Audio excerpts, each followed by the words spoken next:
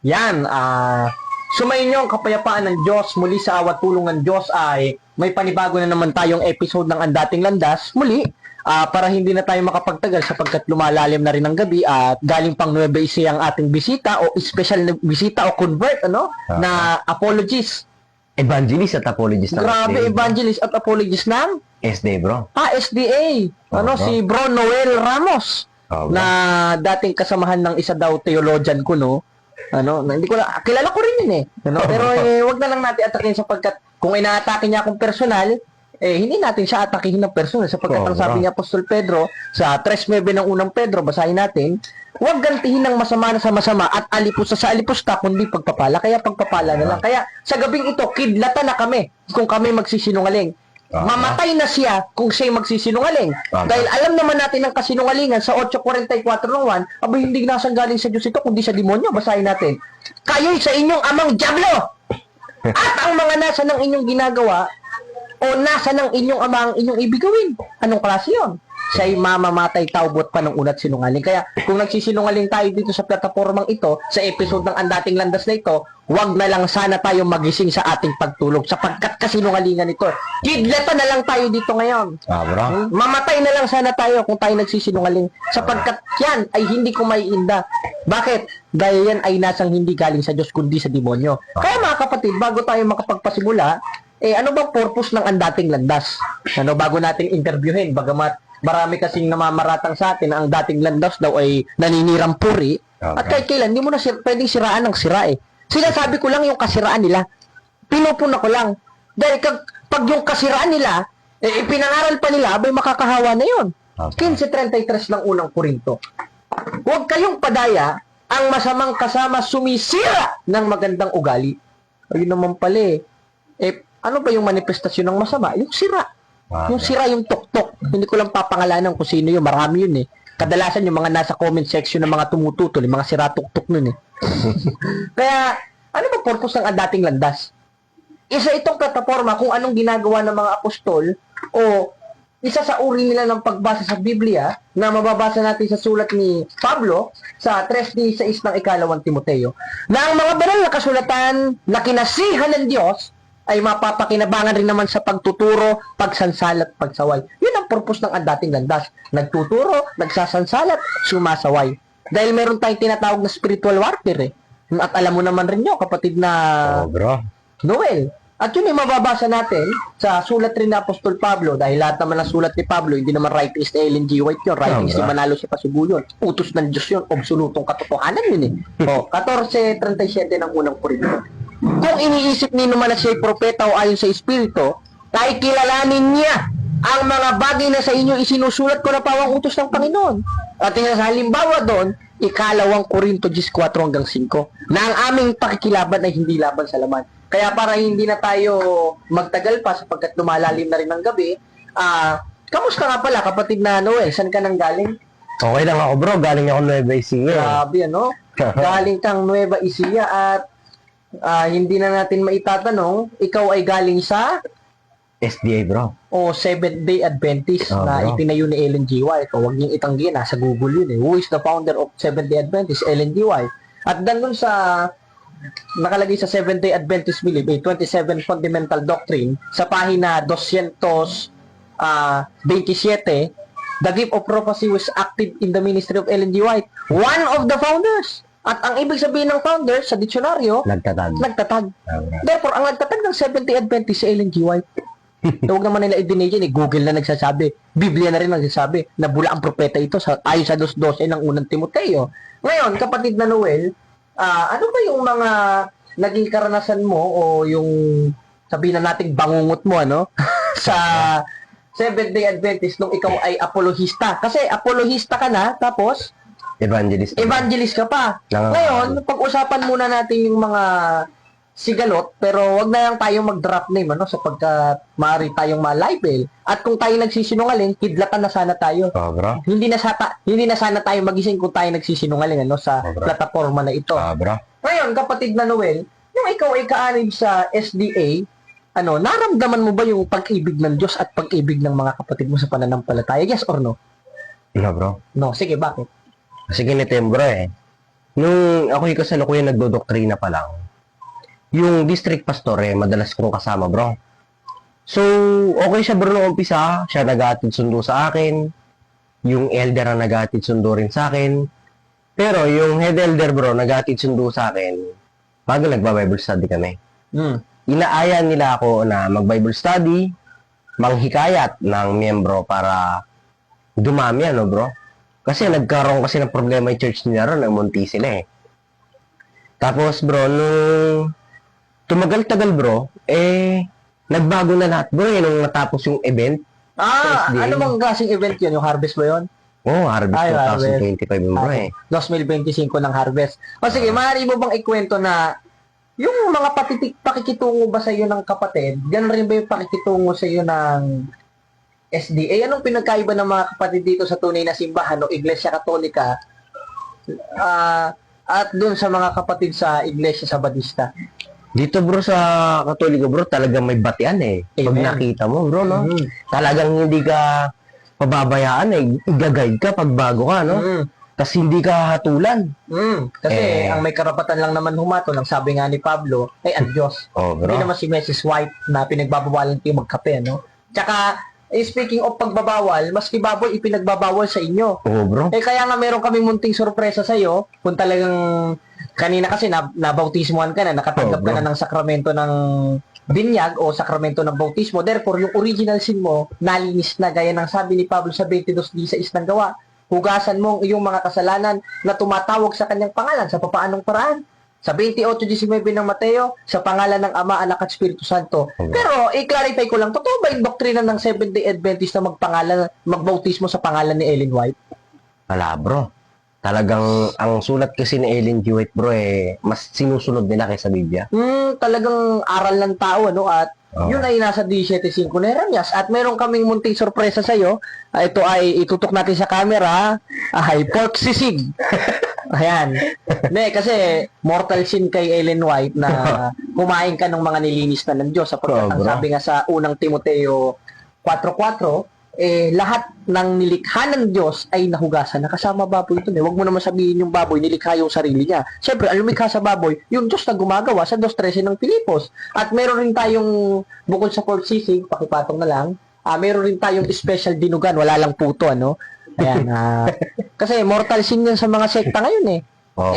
Lahat yan, pumapasok sa bibig ng tao, therefore, hindi kasasama ng tao. Basahin muna natin bago natin kainin yan sa 15:11 ng Mateo. Hindi ang pumapasok sa bibig ang siyang nakakasama sa tao. Tanong ko sa iyo, kapatid Noel, pag kumakain ka ba ng dalawang yan, saan mo ipapasok? Sa ilong o sa bibig? Sa bibig. Alam nga naman sa puwet, siyempre, sa bibig. At ang syempre. sabi ni Kristo, hindi ang pumapasok sa bibig ang siyang nakakasama sa tao. Kay Ellen G. White naman, bawal yan, mortal sin. Tsaka ang SD bro, no?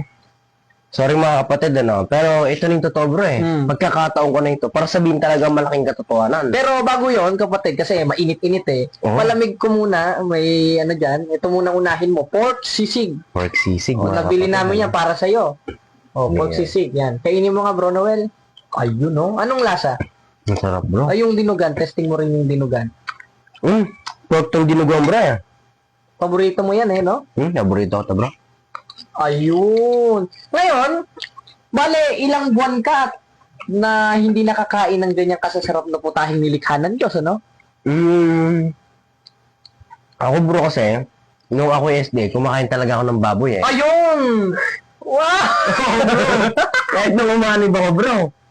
Nung after kong umanib bro, nung mga 2 days bro, like sobrang gutom na ako, Oo. kumain na ako ng baboy bro, inaraw-araw ko na. Bale, therefore, hindi na natin maitatanggi na yung ibang mga miyembro rin siguro kumakain rin ng baboy. Bro, imposible no? Na hindi rin kumain ito mga ito, kasarap-sarap ng baboy, ayaw Oo. nyo. Grabe. Pero ngayon, masarap talaga ang sisig, lalo na pag baboy talaga. Oo, bro, Tsaka masarap, yung bro. dinugan, ano? Bro. Sapagkat nilikha ng Diyos yan para sa atin, uno-uno ng Genesis, dahil ang Diyos ang umaaring ganap sa 8:33 ng Roma. Ngayon, sige, mayroon kang pasabog na sinasabi, pero bago natin ipatuloy yun, sapagkat painit ng painit baka mamaya may umiyak Baka mamaya, umiyak itong puno ng ano Ngayon, may tatlo kong katanungan sa'yo, ready ka bang sumagot? Yes bro, 3:15 ako ng Pedro. Sige, ngayon, kanina, napatunayan mo sa pagsagot mo na malaki talagang pagkakaiba pagdating pa lang sa kapatid sa pananampalataya at presensya ng Diyos sapagkat yung Diyos nila peke. Oo, Ngayon, bro. yung pangalawang tanong ko sa iyo, Noel, o Bro Noel Ramos, sa SDA ba, gaano ba kalala yung sitwasyon nila doon tungkol sa financial? Ano? Ano kasi yan, bro eh. Ikaw ba binayaran nila nung naanib doon o ano bang klaseng ano? Ito yung short story, ano? Sige. Nung ano kasi mga kapatid, kung bakit ako naanib sa SDA, way back March, no? I think 15, ganon, to 16, 14, etc., no? Nung kasalukuyan na ikaw ay lumipat na bro sa Katoliko, ano? Magkasama talaga tayo nung nasa MCJ pa tayo eh. So, nung time na yun bro, hapon, nag-chat si Erin kay Denmar, tas nagamon ako ng diskusyon kay Denmar eh. So, imbis na debate ang sagot ni Denmar sa akin, inaya niya ako mag-Bible study. Ibig sabihin, parang inakay ka niya, no? Oo, bro. Sa Bible study nila. Bible, sa atin yun eh. Oo, bro. Yung 405, Bible na lang kasi tinitwist nila eh. Bible study nila. Oo, bro. Sige, bale, ano yung mga sinabi nila sa'yo at nakapag-convince sa'yo kaya naanib ka sa sekta na yun na itinatag lamang ng tao? Wala silang na ano bro like, wala akong nagustuhan sa aral nila. Like, kung totoo lang po mga kapatid, ako po talagang napilitan lang. At bakit? Ginagastusan po ako para sa magiging pamasahe ko para lang po makapunta sa simbahan. Nahihiya naman po ako na isoli ko yun eh. No, bro? Nakakahiya naman, bro. Wala naman akong pera that time. Yun, bro. Bale, talagang napilitan ka lang, hindi dahil sa aral. Hindi, bro. Yung pala kabaliktad ng 7:17 ng 1. Therefore, tanda lang yun na wala sila sa totoong simbahan ng Diyos dahil hindi pala ebanghelyo talaga ng Diyos ang ipinangangaral nila, no? Wala, bro. At bakit? Sige. At bakit, bro, ano? Puro pamamaratang sa Iglesia Katolik ang sinasabi nila, bro. Tsaka, speaking of pamamaratang, meron yatang kasama mo dati na pinagbantaan ako. Tama ba yun? Tama yun, bro. Grabe, ano? Isa yun sa rason. Kung bakit ako umalis ng Seventh Adventist. At kasi, isa pa. Ano? Ito ang pinaka-special sa lahat. Ngayon ko lang ibubulgar. Sige, huwag mo na lang pangalanan, ano? Yung puno kasi nila dyan sa kanilang grupo, Huwag mo na sabihin yung lokalidades. nang rape kasi bro Nang Kaya nagtatagos dun sa pinakadulo. Nagtatago bro. Dulo kaya pyramid. Ano? Parang unggoy bro eh. Baka sila lang magkakaintindihan doon ng mga kamag-anak niya, ano, no? Mga chimpanzee bro. Hindi naman tayo na may personal sapagkat talagang merong sakit pa rin sa puso na ganun nga ang ginawa sa iyo sa Iglesia Sabadista. Bro. Na parang nung una lang nagmagandang loob sila sa iyo pero nung mga bandang gitna na parang iniwan ka rin. Bro, nung time na natapos yung event. Kasi nagkaroon ng event yung district pastor sa amin. And then nagkaroon ng Bible study, Bible study. So, after ng Bible study, bro, 10 days yun hindi ako nagkakamali. Nung mabautismuhan, bro, yung mga Katoliko ron, bro, inakay nila yung Katoliko ron eh. Oo. Mula nun, bro, hindi na gano'n nagchat-chat sila sa akin. Pero nung time na nagba-Bible study, bro, nung time na sila yung may kailangan sa akin, ando dun agad ako para sa kanila, bro. Grabe. Tsaka, nasabi mo rin kanina, bago tayo magka-interviewhan, parang ikaw lang ang masigasig na nangangaral sa kanila noon, ano? Oo, bro. Maging sa question and answer, hindi yung mga elders nila, na dapat ang mga elders nila, siyang nangunguna, kaya nga elders eh. Sila dapat ang natatanong. Nangangasiwa, bro. O nangangasiwa, gaya ng nasa 15 ng unang Pedro. Pero ikaw, nakako-convert lang sa Iglesia sa Batista, ikaw agad ang itinutukan nila sa tanungan, hindi itong mga elders na matatanda na yata. Oo, bro, tsaka ako lang. Yata. Baka umiyak na naman kayo bash na naman ako, no? Ako lang yata yung 2 months o 1 month pa lang tumungtong na ng pulpito, bro. Abay, grabe, no? Oo, bro. Ibig sabihin, kasi sa SDA yata, hindi pinatutungtong dun sa pulpito kapag Hindi bagito. nagsi 6 months. Hindi nagsi 6 months. Pero wala ka pang 6 months, pinatungtong ka na sa pulpito. Oo, bro. At meron tayong mga picture may pakikita, no? Oo, bro. Meron tayong mga picture o mga litratong may pakikita. Patunay lamang yun na hindi tayo nagsisinungaling sapagkat gaya ng binasa natin sa 8:44 yung pagsisinungaling, hindi naman nasang galing sa Diyos yun, kundi yung ama lang nila eh. Sila naman itong una-una nagsisinungaling. Tsaka namamaratang din sa akin eh. Tsaka, tanong ko rin sa iyo kapatid na Noel, ano ang ano yung mga sinabi nung dati mong mentor na ano ba yung tawag doon? Siya daw bro chief apologist Ah, chip daw. Baka Oo, yung bro. ano, yung chip na ano, yung Sa Piatos. pizzeria. Oh, Piatos. Bale, ano yung mga sinabi niya sa akin? Head chairman daw siya bro Chairman. Oo, tsaka mas magaling daw sa sayo. Ah, mas magaling. Mas mataas pa daw siya doon kila bro Jando. Ah, mataas pa daw siya kasi Oo. Jando. Kay bro Alima, sabi niya. Wow, no? Talagang, Kasi pinagmamayabang niya bro dahil marami daw siya libro ng Katoliko bro, kaya niya daw pataubin sa aral Yung sinasabi niya sa akin, kaya na-brainwash ako that time. kaya napahanga ka din sa isang theologian, no? Oh bro. Ako naman bro, nagpanggap lang din ako walang aral sa kanya sa Griego. Tsaka sa Hebrew, no? Minsan mali paliwanag niya bro Tsaka ito ang pinaka-special episode. Oh, sige. Siyempre, dito naman tayo, di ba? Sa special episode. Ibubulgar ko rin kung ano yung pinaka-rason ng pag-alis ko sa SDA. Oh, sige. Sige. Dahil kasi, pinagtulungan ako ng kabataan. Distrito mismo. Ah, pinagtulungan ka ng mga kabataan mismo. Therefore, ikaw pinupulpul nila dun sa samahan na yon. Oo bro. Grabe, paano magiging sa Diyos ito? Mapuot ka pa nga lang sa kapatid mo sa pananampalataya. Mamamatay tao ka na, pagtulungan mo pa ka. Basahin lang natin, kapatid. Sige bro. Dito sa 3:15 ng unang 1 na ang sabi ni Apostolo, hindi chismis ito hindi gaya nung nagsusulat dyan, nagbabawal pagkakape. Ano? Ay, chismosa ito. Bawal din ang football bro. Kung pati yung football, pinagbawal. Ano nabasa sa Biblia yun? Mahadera, no? Oo, bro. Bakit? Kasi si Apostol Juan, pag nagsusulat, hindi chismis yun. Basahin natin ang 1:3 ng unang 1. Yung aming nakita at narinig ay siya naming ibinabalita sa inyo. Anong manifestasyon nun? Yung nasa 3:15 ng unang 1. Sino mang mapuot sa kanyang kapatid, mamamatay tao. Aba, mismo ikaw, yung mga kabataan kapatid mo sa pananampalataya sa SDA nun, pinagtutulungan ka. Alam mo pa bro kung sino pa si Muno? Sino? President pa ng kabataan bro. Grabe, ano? Bale, anong mga sinasabi sa'yo at yung mga naranasan mo na bangungot dyan sa samahan na yan ng Sabadista? Kasi bro, yung isang babae bro, nagkaroon ng kasama ng crush sa kanya Oo. So, itong mga kaibigan ng babae, parang ipinapalayo sa akin, Tsaka meron pang isang lalaki na naninira. Na kesyo, ipinapalayo ko yung lalaki dun sa babae, bro. Oo. Ako, bro, nasabi ko sa district pastor na may crush ako, pero mas pinipili ko unahin ang paglilingkod sa Diyos Amen. dahil yun ay utos sa 6:33 ng At ang Mateo. buong akala mo, pinaglilingkuran mo nun sa SDA, tunay na Diyos. Mali, bro. 4:8 ng Galacia yun. Yun. Sige. Ha? Bale, ano yung mga pinagsasabi sa yung paninira ng mga kapatid mo sa pananampalataya noon na patunay lamang na hindi nasang galing sa Diyos ang ginagawa nila gaya ng binasa natin sa 8:44 ng 1 at 3:15 ng unang 1. Hanggang ngayon ba, bro? Ano yung mga pinagsasabi? Sabi kasi nung dati kong kasamahan dyan, sa Oo. isa kong grupo, mabuti na daw yung umalis na ako sa SDA. Bakit lang? Ewan ko bro kasi alam nilang mas mahusay ako pagdating sa ara. Kasi pulpul itong ito, walang alam sa aral. Baka nga hindi pa yata nakakakit ang pulpito yan dun sa... Ala pa bro, ako pa lang yata Kaya siguro inggit sa'yo, ano? Oh bro. Grabe, ano?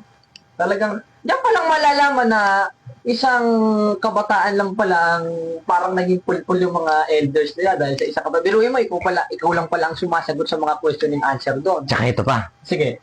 nung ako'y magkakatolika na mga kapatid, tayo naghanap tayo mga protestante. Oo. Nag-chat kasi ako dun sa isang head elder, di ka napapangalan, baka umiyak aaray ka, Nag-chat ako sa kanya dahil pinararatangan niya, pangunahing namamaratang to sa Iglesia Katolika, na Diyos-Diyosan daw sinasamba natin. Oo. So ngayon bro, sinabi ko sa kanya, pupuntahan kita. Sabi ng elder, handa niya daw isugal yung pagiging head elder niya, mabugbog lang daw yung mga bunganga namin. Pero mayroon ka screenshot no? Meron bro. Ay, maganda. Iyan, i-flash natin sa screen, mga kababayan. Ngayon, kung nakikita nyo, yan ang nasa screen natin ngayon, yung sinabi ng elder. Oh bro. Grabe ito. Sa demonyo ito. Oh bro.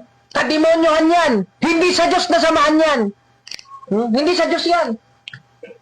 Grabe bro. Tingnan mo, bantayan eh. Bubugbugin niya daw ako bro. Sabi ko bro, oo, titindig ako elder. Ano sabi niya? Sige, subukan mo lang. Sabi niya bro. Talagang threat. Oh, bro, Pwedeng correct gawa natin ito ng legal action, mga kababayan, mga kapatid. Kaya lang po ang bahalang umasikaso. Ngayon, meron naman tayong sapat na ebidensya. Nakakagigil ito yan. Sabi nga sa Pedro, pasakop kayo sa palatuntunan ng tao, alang-alang sa Panginoon. Oh, Therefore, pag sumunod ka sa palatuntunan ng tao, gaya ng pagbablatter at ihable ang mga kahinayupakan na yan na pagbabanta sa'yo na hindi naman nasang galing sa Diyos, kung talagang totoong sa Diyos sila, makikipagbaka sila aral sa aral sapagkat makikilala ang totoo sa 7:17 ng 1, gaya ng sabi ni Apostol Juan, hindi gaya ng mahaderang bawal daw ang kape sa turo. Kung ang sino man tao nag-iibig at gumawa ng kanyang kalooban, ay makikilala niya ang turo. Turo. At isa sa turo ng mga apostol, sa 2 Korinto 14-5, yung pakikipaglaban na hindi laban sa laman. Yun, Bro, bro. paano kayo naging totoong iglesia niya? Simpleng utos lang, hindi nyo masunod. Hindi mga antikristo pala itong mga ito, ano? Tsaka ang rason niya, bro, may pinagsamahan kami. Hindi rason ng may pinagsamahan, bro, para hindi diskusyon, bro. Para suntukan na lang daw. Oh, bro. Ganito na lang. Hinahamon ko ng boxing ito. Oh, bro. Inahamon ko rin sila. Alam mo hamon ko sa kanila, ano? Paramihan kami kumain ng baboy ngayon. Ayun na lang, kaysa boxing, ano, kasi sakitan bro. nito eh. Oh. Paramihan na lang kumain ng baboy. Total, Bro. isusugal niya daw yung pagiging elder niya. Sagot ko na pati hipon. Total, kung isusugal mo rin pala ang pagiging elder mo, kumain ka na rin ng baboy dahil walang pinagkaiba yun doon sa pakikipagbakang laman sa laman eh. Parehas rin kasalanan na mortal yon para sa inyo. Tsaka isa, bro, sa pag-alis ko sa SD, ano? Madalas topic, ikapu eh. Ika po, talaga, no? Ikapu. Pero ano, kapatid na Noel, bagamat alam natin yung mga binabasa nila sa tres list ng Malakyas na hindi naman inuto sa Amerika na pinagtayuan ng sabadoy-doy nila, ano? At nung isang mahaderang sugo daw kuno na propetang kinatupar ng 24-24 ng Mateo, kung babasahin natin ang konteksto niya sa uno-uno ng Malakyas, hula yan sa Israel, hindi naman sa Amerika na papunta sa Pilipinas. Yung mga salbahe itong mga ito. Bakit? Sapagkat nung dumating si Kristo sa 7:12 ng Hebreo, basahin natin mga kababayan, mga kapatid, kapatid na Noel, sapagkat ng palitan ng pagkasaserdote ay kinakailangan palitan ng kautusan. Ano yung kautusan na ipinalit? Doon sa lumang kautusan, gaya ng pagpapaikapo, ang sabi ni Apostol Pablo, 8:3 ng 2 Korinto, nagsiabuloy sila sa sariling kalooban. Therefore, panay ikapo, ibig sabihin pala, kapatid na Noel, malaki pala ang ano dyan, ano? Yung pera. May balita pa ako eh. Yung pinuntahan mo eh. Sumasahod ng 20,000 per 2 weeks, no? 2 weeks, 20,000. May sasakyan pa yun, ha? Nabalitaan ko, may sponsor pang araw eh. Sponsor. Bro. Pero kapatid na Noel, ikaw ba meron bang natanggap sa kanilang salapi? No? Ala bro, hindi ako tumanggap sa kanila eh. Isa sa aking pag-alis mga kapatid sa 70 Adventist, ano? Nung ako'y nag-apply ng layman, pero walang pera. Volunteer. Na ang aking hiling lang, ano, alam ng district pastor to, hindi ako nagsisinungaling, ano, na tawag dito, pupuntahan niya na lang ako, tapos hatid sundo na lang, bro. Wala din na sila magbabayad sa akin dahil ang allowance po mga kapatid sa 70 Adventist hindi po bababa ng 5,000. Wow! Sa layman. Grabe, ano? Pinakamataas 15 hanggang 20 pa yata eh. Ngayon, baka sabihin nila, binayaran ka namin, kaya ka naanim sa Iglesia Katolika. Ano bang nakapag-converti sa'yo sa tunay na simbahang itinayo ni Kristo? Meron ba akong ibinigay sa'yo na pera dito? Wala naman. Ala, bro. Kahit 5 doling, meron ba ako ibinigay? Wala, bro. Ibig sabihin, totoo lang yung sinasabi ni Pablo na ipinasulat sa kanya ni Kristo sa 2:12 ng unang Korinto, na yung karunungan o espiritu ng Diyos o yung aral, ibibigay sa atin ng walang bayad ng Diyos. Kaya kung sino mang mga mangangaral, nagpapabayad, huwag na natin sa demonyo yun eh. Sa demonyo yan. Demonyo yan. Ang paratang pa sa Iglesia Katolika, bakit doon si Kristo hindi doon nakarating ng Roma? Mas lang hindi nakarating sa Amerika, no? Doon nagtatag eh. Doon na itatag ng 70 Adventist. Kailan pumunta si Kristo sa Amerika? Saan mababasa? Wala. Ang nakarating doon si Ellen G. White, ano? Kaya ang daming pinagbabawal, bro eh. Madaming sinulat siya doon meron siya mga sinulat na 200 plus daw kaya ng mga kapatid na SDA dati, ano? Na maraming pinagbabawal. Bawal daw magkape, bawal mag-football. Saan nababasa yun? Wala naman sa Biblia yun, ano? Samantalang ang utos niya sa unang Tesalonica 5:21 at 22, subukin lahat ng bagay. Wala naman ikasasama sa football. Bakit naman pagbabawalan ka mag-football? Yung salbahe talaga yung aral nito, no? Tsaka bro, marami na kasing nagbabackslide sa SDA eh. May Wow! nabalitaan kasi ako bro para isang estilo daw nila para bumalik yung mga kapatid. Sige. Magkaroon daw ng ano, no? Yung parang sports ba yun? Oo. Distrito, no? Parang yung ano, Sports naintindihan ko fest, na, ano? sports Ay, fest. para mahikayat daw yung mga paglaro-laro. Mhm. Huwag niyo tatanggihan, ha? Tayo, ha? Ibig sabihin, ipinababalik nila yung mga kapatid nila sa pananampalataya, hindi sa pagmamagandang loob, kundi sa interes. Hindi. Oh, bro. Ibig sabihin, nilalabag rin nila yung nasa 4.32 ng Efeso. Sa makatwid, parang itong mga taong ito, hindi na lang natin papangalanan, kapatid na Noel, ano? Yung kinatuparan ng sinabi rin ni Pablo sa ikalawang Timoteo 3:1, mga may ibigin sa salapi. Totoo, bro. Mm. Ang akin na naman kasi, bro, nung kahit ako'y nasa SDA pa, no? Nung ay nagsusuri sa Katoliko, may kausap kasi ako, bro, isang CFD. Oo. SPM siya, Hmm. So, hindi ko napapangalanan yung nagagalit. Si Idol yun, Idol. Idoling. Si Idoling, Duling? Nagalit? Duling? Oh, bro. Parang kilala ko na yun, parang yun yung nabutata ako sa diskusyon na. Oh, bro. Sige, anong istorya doon? Wag daw kong makikinig kay Bro Winnie, ano? Dahil tinalo niya daw, Yun yung sabi niya, No. Kasi daw, bro, siya lang daw ang nagkaroon ng titulo ng Chief Apology. Chief! Oh, bro. Apologies! Oh, bro. Grabe, ano? Siya lang daw. Nung malaman-laman ko, bro, nakakausap ko ng matagal, ano? Si Bro Willie. Doon ako namulat ng realidad. Na ano? Na mali lahat ng sinasabi nun. Na... Kasi hindi naman naalis ng Iglesia Katolika, bro, nung walang rason, Oo. Hindi kaya dahil lang dito, kaya umalis. Patay tayo na. Pero hindi na lang natin babanggitin ang pangalan, no? Oh, bro. Kaya mga kapatid, maaaring kilala nyo na yung taong yun na umurong sa pananampalataya na hindi na dapat kalugdan ng Diyos. Gaya ng sabi ni Pablo sa 10:38 ng Hebreo, na sino mang umurong ay hindi kalulugdan ng aking kaluluwa. Sa papaanong paraan, mismo si Kristo lalaya sa kanya. 13:5 ng ikalawang Korinto. Kaya ang sabi ni Pablo sa atin, siyasatin natin ang ating sarili kung kayo nasa pananampalataya. Subukin natin ang ating sarili. Hindi ba ka natin alam si Yesu Kristo yung nasa inyo? Lalo ka na, nasa iyo na dahil nabautismoan ka. Oh, bro. Bali ba na nga, kung kayo'y itinakwil na, sino itinatakwil? Yung umurong. Yung hindi iningatan yung pinagpagala ng mga apostol sa ikalawang 1:1. Kaya itong Baptist dito, once and always, demonyo rin ito Pero hindi yan ang tema natin, mga kababayan, mga kapatid. Ngayon, kapatid na Noel, isa pang tanong, sa SDA ba, ano-ano pa ba yung mga nalalaman mo na nagpahina at naging bangungot sa'yo nung nandyan ka sa sekta na yan? Madami, bro, Madami yung mga paninira sa akin, mga pagsubok, ano?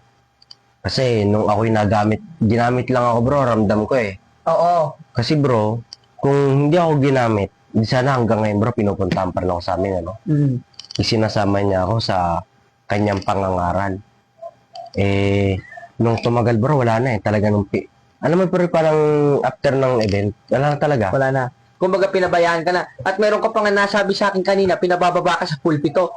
Oo, bro. Wala talagang kaayusan nito, no? Gaya ng nasa 14:40 ng unang korito. Meron mo nangangaral ka, tapos pinabababa ka sa pulpito. Kasi, bro, sabi rin naman ng district pastor yun, Oo. Pag nangangaral ka, mostly mag-testimony na lang daw. Testimony. Wala siyang bro, like, sabihin natin, yung tiwala, Oo. Hindi siya about tiwala sa pagkatao dahil susumpain. Yung tiwala lang, yung nabigay kong example. Wala siyang tiwala sa kakayanan ko, bro, bilang manggagawa na ako sa Diyos. Dahil 5 taon na akong apologies, 5 taon na akong talaga nangangaral, nakikipag-diskusyon, Oo. Tapos wala pang record sa diskusyon. Puro layman ang pinapain, Yung mga pastor nagtatago. Naloko na. Sa palda. Sa palda. Tapos meron rin isang nagtatago sa sa tuktok ng pyramid. Bro, kailangan sa puntok, bro. Nagtatago. Ba't nagtatago? Bakit kasi nang rape pa sa kaunlaran? Ay, labong gate. Sa Labotas yun, di ba? Sa Labotas yun. Kanino galing? Hanapin mo doon. Sa isang theologian. So, bro, may nabalitaan pa nga ako ron, Na ano? Nanonood daw ng Malaswa. Patay tayo. Bibili daw ng parang CD. Parang CD. O CD bro sa TV. Grabe. High-tech na ngayon. Meron mo mga website yan. Oh. Old school naman na itong mga inayupo. Oo bro. Tsaka bro, pinagayabang niya pa bro, artista daw siya dati. Artista. Yung rate na yun. Kaya pala magaling ka magtago eh. Kaya ngayon, kapatid na Noel, ano na ang pananampalataya mo? Willing ka ba na maglingkod sa simbahang itinayo ni Kristo? Oh bro, dahil kasalukuyan, no, mga kapatid, nung ako po ay nagdodoktrina sa Catholic, Okay. nangangarap na ako. Sabi ko nga po noon kay Bro Winnie Ibe, shoutout po sa'yo Bro Winnie, ano? Ng SPMS. Oo, bro. Nag-send pa siya sa akin ng 700 plus, bro. Para lang makapunta ako sa mga Catholic Church, ano? Amen. Maraming salamat po. At sa iyong buong sambayan, Bro Winnie, ano? Ako'y lubos nagpapasalamat. Nung ako'y nakapunta na, bro, sa Catholic, iba ang naramdaman ko. Talagang naramdaman mo yung presensya ng Diyos at ng mga santos at ng bro. mahal na ina. Kasi ang malaking katotohanan dito, kahit anong pagbabaliktad natin sa Catholic, bro, talagang hindi natin may gigiba, bro. Ayun.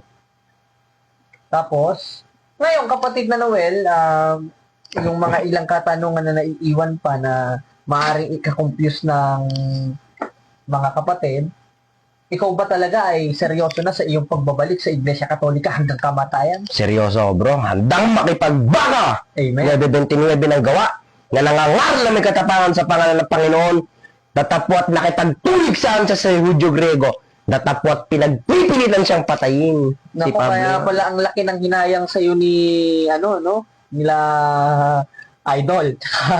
ng mga doon dahil talagang powerful lang iyong Tsaka bro, makikibaka, no? sa SD kasi bro huwag kang bawal mangaral ng prangka. Bawal. Dapat Kung Billy Baby. makaplastikan lang, Dapat Billy Baby, ginaganong iniiwi pa bro. Ano naman lalakas pa na ng palataya, bini-baby mo. Yun nga bro, pinagbuhalan pa nga ako bro, huwag kang prangka. Kumari, dahan-dahanin mo. May apostol bang ganun? Wala, dahil 1.13 ng tito, saway mo talaga, may kabagsikan sila. Ngayon, kapatid na Noel, para sa iyong last na mensahe, anong yung masasabi sa mga SDA na hanggang ngayon ay panatiko pa rin sa kanilang mga elders at kanilang sambahayan, bagamat nalalaman nilang katotohanan na ang simbahang Katoliko talaga ang itinatag ni Kristo sa 16:18 ng Mateo. Dito na papasok na tayo magagamit na, no? Ang ating programang Ang Dating Landas. Amen. Mga kapatid, sa Seventh-day Adventist, magising po tayo sa katotohanan. Huwag po tayo maging bulag. Huwag po tayo maging panatiko. Sinasabi ng SD, malapit daw sila sa katotohanan. Hindi ibig sabihin, hindi pa sila totoo. Diba? Diba? No. Malapit pa lang, hindi ibig sabihin, hindi pa sila sa totoo. Sino kaya yung katotohanan na yun na malapit sila? Yun yung tatag ni Kristo. Amen. Tsaka hindi nyo naman nila magigiba itong Catholic dahil Catholic 2,000 years ago, SDA, sila lang, matanda pa nga yung parokya dito. Saka ang sabi ni Kristo na ipinasulat din kay Pablo, kaibigan natin si Pablo talaga laging binabasa natin Sa 3:11 ng Epeso, nasa panukalang walang hanggan ang kanyang simbahan. Yun. Amen. Bro. Tsaka, kapatid na Noel, ano namang masasabi mo dun sa mga elders na nagbabanta na mambubugo at sa mga hanggang naninira pa rin sa iyo na apologista ng SDA? Sa elder dyan, umarap ka na lang ng diskusyon. Huwag kang makipag-away o huwag kang makipagbaka sa laman. Spirito dapat. Para mapatunayan kung talagang ikaw sa Diyos ka. Amen. Bakit? Saan ka nakakita, apostol, nakikipagbugbuggan pala yung mga lingkod ng Diyos? May mababasa ba tayong gano'n? Wala. Wala. Ibig sabihin, hindi siya lingkod ng Diyos? Likod ng job. Di po. Job, no. Kaya, muli, hanggang dyan na lang muna tayo. Kapatid na Noel, wala ka na bang iba pang mensahe? Itutuloy namin sa part ko. Kaya, itutuloy namin. kain ka, bro. Sa huli natin, ayan, may mga dinuguan dyan. Mga stay, kain tayo. May pork sisig tayo dyan, tsaka pork dinugan. Kaya muli, mga kapatid, sumayin nyo nawa ang kapayapaan ng Diyos. At sa awat tulong ng Diyos, pag-ibig nawa ng Diyos ang manatili sa atin, sapagkat ang sabi ni Pablo sa 13:2 ng unang Korinto, kung wala tayong pag-ibig, ay wala tayong kabuluhan. At dito na natatapos ang isang makabuluhang testimonya at pagbubulgar ng katotohanan kasama si Bro Noel na dating evangelista. At ang pulihista sa Sabadoydoy. Ay, English. Iglesia. Sa Batista, no? O salbahista kung tawagin ng mga Bisaya sa Cebu tsaka sa Tagbilaran. Kaya, muli mga kababayan, hanggang dito na lang muna tayo at wala na tayong maraming oras para makakain na rin tayo ng pagkasarap-sarap na Baboy. sisig, ano? Tapos, pagkasarap-sarap na pork dinugan. Naku, bawal ko niyan eh. Kaya, maganda tikman ko rin, ano? Wow! No? Ang sarap! Mm. Baboy ito eh. Kaya dinugan, masarap.